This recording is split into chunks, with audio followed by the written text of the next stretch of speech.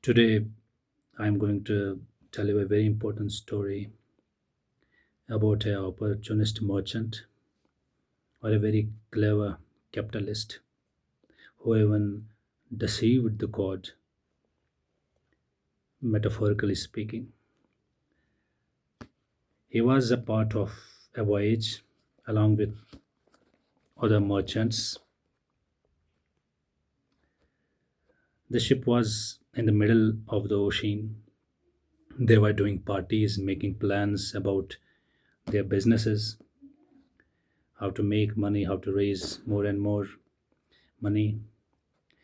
Everybody was happy, doing party, doing nasty and naughty things. In the meanwhile, a storm, or we can say a typhoon, caught the ship. The ship was trembling. It was shaking and it was near to sink. Though now the situation changed. Their glasses of wine fell down from the hands, and all the hands raised and prayed and begged for God. God, please save us, save our lives. But inwardly, everybody was knowing that their prayers are hollow. They are not even worth consideration. Their lives are superficial. They are sinsters. They are corporate monsters. They are mafias. Accidentally, the merchant, the biggest merchant, he saw a saint who was also traveling with them. He begged him, Saint, please pray for us. You are the only man. You are the only pious, virtuous man who can save us from the turmoil, who can save us from the, who can save the ship, who can save our lives and our belongings. The saint was very calm. He said, why should I do this? If God wills us to die, I'm ready. I have no plans, I have no assets, I have no belongings, I carry nothing. The merchant insisted a lot.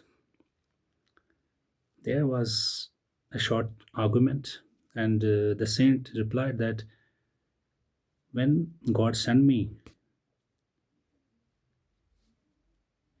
down the earth when I was born, it was His will.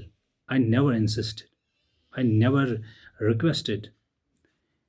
So it was His will I came in the life, and now if it is His will, I'm ready for death. So the merchant failed to persuade the saint. He said, I will look you there on the shore.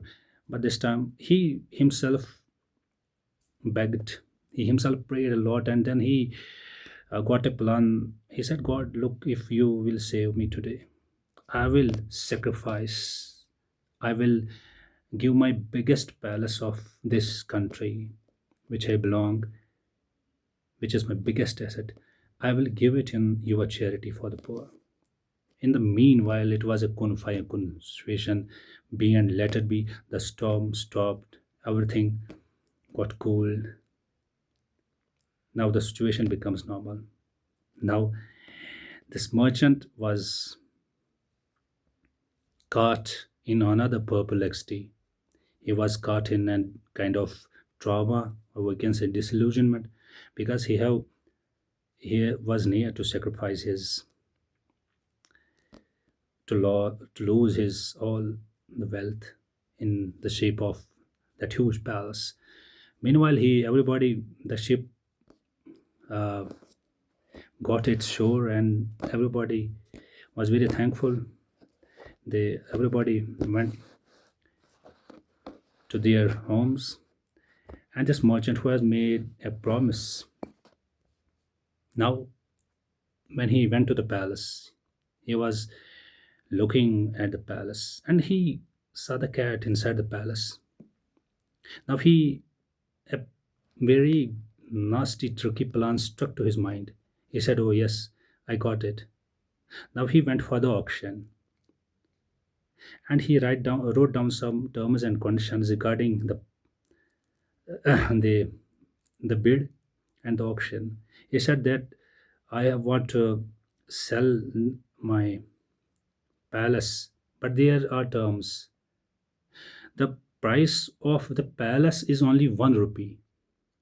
He set the price of the palace rupee 1, and the cat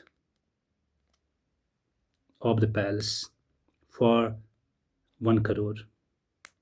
People got think that he is insane. What kind of auction it is? But he said you have to do nothing with that. You, if anybody want to purchase, you have to purchase them both. They're compulsory. So someone got the bid. He got 1 crore plus 1 rupee, two checks. The rupee one for the palace and the 1 crore for the cat. The 1 rupee he gives it to the in the charity, and he seemingly fulfilled the promise with a trick. And the rupee 1 crore, he put it in the pocket. So metaphorically or satirically, he have deceived the god. This is the story, and what the moral of the story is that the opportunist mafia capitalist class, they always have the way. They always have their narrative and justification, but they can make every good bad, and every black into the white. Hope you enjoy it. Thanks a lot.